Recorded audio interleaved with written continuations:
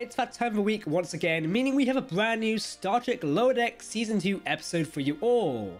Give me a whoop in a factor of 5, 6, 7, 8. Oh, the jazz.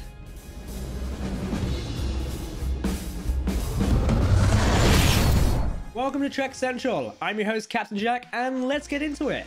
This week's episode is called Mugato Gumato. The title is a reference to the fact that Mugato was originally called the Gumato, but actor DeForest Kelly, who played Dr. McCoy, couldn't pronounce it in Star Trek the original series, so they changed it to Mugato. This fact is slightly brought up in the episode even. Did you catch it? Speaking of which, as usual, if you want to keep up to date on all the latest Star Trek news, lore and more, then make sure to hit that subscribe button to never miss a video from the team here at Trek Central. You can also follow us on social media for daily updates on the Star Trek universe. Before we jump into review, as a quick note, I am unfortunately a little bit ill at the minute, so you're going to have to put up with that one. Oh dear, it's all going around. Anyway, let's talk about Star Trek Lower Decks as per usual. Godspeed, you crazy Switching things around this week, we're jumping straight into our episode review and then discuss some key moments later on in the video. As a reminder, spoiler alert, we'll be discussing the episode in full detail, so you have been warned. The throwback to the weird Star Trek The Next Generation martial art, Anbo Jitsu, however you want to pronounce it, was an interesting take, given how it fits into the Star Trek universe. Though watching Rutherford and Boimler try and one-up Ensign Marina says something about their characters in my opinion. This martial art was of course shown off by William T. Riker and his father, Kyle Riker, in the Next Generation episode The Icarus Factor. Let's just say the outfits are rather interesting, given it's basically light protective armour that can easily be smashed. Starfleet Black Ops references are being thrown in and around this episode. Yes, of course, Section 31 was mentioned, as well as Starfleet intelligence placing agents on ships, and also Tuvok from Voyager being placed on board a Marquis ship.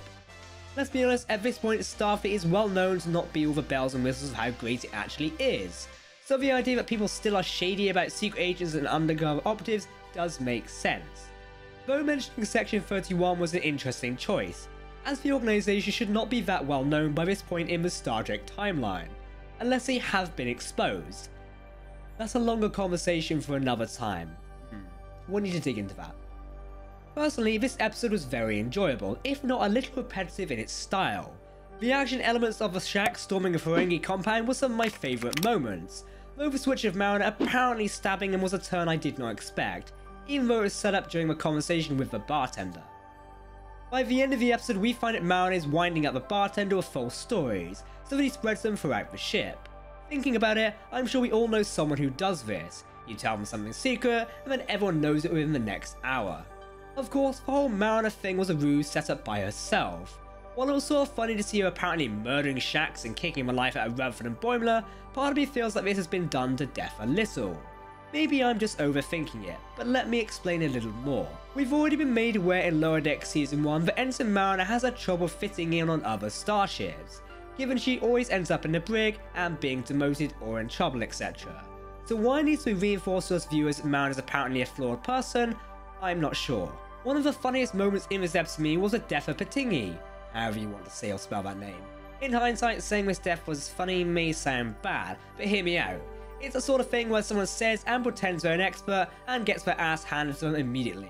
That usual trope would typically get a laugh out of me anytime, anywhere. I love it. The whole Ferengi aspect of this episode was enjoyable. Seeing them up to a stereotypical no good was cool, but seeing them turn a new leaf and suddenly care for Mugato was even more interesting. Of course, it's okay in the interests of more profit, along with a neat reference to the famous Quark of Deep Space Nine. I wonder if he is still on Deep Space Nine at this point. One day I do hope Lower Decks even goes there. Ensign Tendi's side mission, aka the B-plot of this episode, held no real value for me personally. It was most likely put in here just to carry the episode forward in a sense of giving us something to do, and she was unlikely going to fit into the session down on the planet. We were working to find out and get Dr. Nana's medical report was unique. Fancy a doctor not doing their own medical report, but I guess it's not unheard of in the grand scheme of things. I mean, she breaks her arm in the process of getting this. I guess as a character we can say Tendi is definitely dedicated to her job for sure. That's something that has been reinforced in other episodes as well. As I always mention when I get an opportunity to talk about her, Dr. Nana remains one of my favourite characters of Star Trek Lower Decks. She boosts up Ensign Tendi but knocks her down when getting carried away. I'm really sorry. Ugh, don't worry about it. What, you're not mad? I don't don't care about that old post. What I needed was the box. That's the stuff. I love her. Captain Freeman getting caught up on a scam is something we can all relate to, especially with Live apparently losing a shuttle in a black hole, given Starfleet and any Star Trek series has a long history of losing starships in about anything as possible, though she did eventually catch up with the scammer and get her Ready Room collectibles back. I think overall this episode was good, not the best of Lower Decks Season 2 so far, but overall very enjoyable to watch. Lower Decks serves for me as something I can watch and simply put on in the background, as I don't need to be super invested in what's going on the screen. If I miss a part, I don't miss the whole context of the episode. What did you think of this week's episode? Let us know in the comments as per usual. Don't forget, each Wednesday we stream here on the Trek Central YouTube channel, so tune in for our live discussion on the latest Lower Decks episode. Well, hopefully I'm feeling better in the future. One can hope. Once again, this week's episode was full of iconic Star Trek references. Some are known, some are not. Of course, the Noblians had a small cameo at the beginning of this episode, who were attacked by the Mugato and puffed up their faces, which we had seen Dr. Phlox do in Star Trek Enterprise. Mugato creatures are once again a throwback to Star Trek original series. I do really love the fact that the writers of this episode made constant references to the different name thing, as we mentioned before. Essentially, it's cool for the inconsistency that the Mugato have different pronunciations. Even Shax was doing it during his briefing session and keeps changing the pronunciation of the species, much like I keep changing the pronunciation of words I'm saying for hours of you because I'm ill. Fun little fact, Ensign Mariner served on the USS Atlantis. There were actually 2 USS Atlantis in Starfleet in the 24th century. The USS Atlantis NCC 72007, captained by Jana Park in 2364, and the USS Atlantis NCC 32710, captained by Dick Brownfield in 2365. The episode of Lower Decks gives us some better looks at the refit of the USS Cerritos. We've recently done a video on this, taking a look at the upgrades and change to the Season 2 version of the Cerritos for Lower Decks, so do check out that video here on the channel.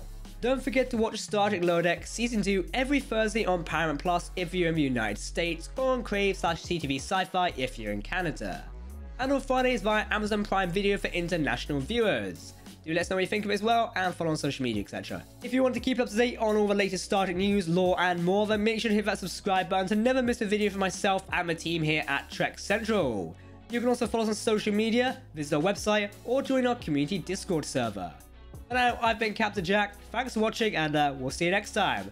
Live long and prosper, my Trekkies. Goodbye.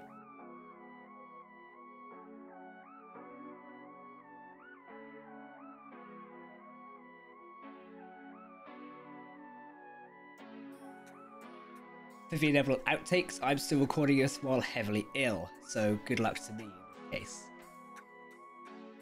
case. Captain Freeman, oh fucking hell.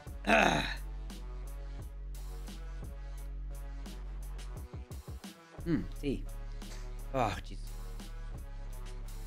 Live long and prosper, my Trekkies. Goodbye. That's a wrap on our latest review of Star Trek Lower Decks Season 2. A little bit of a shorter one today, but you can see why. Remember to share your thoughts with us via the comment section as per usual, because if you're talking Star Trek, then we want to hear about it.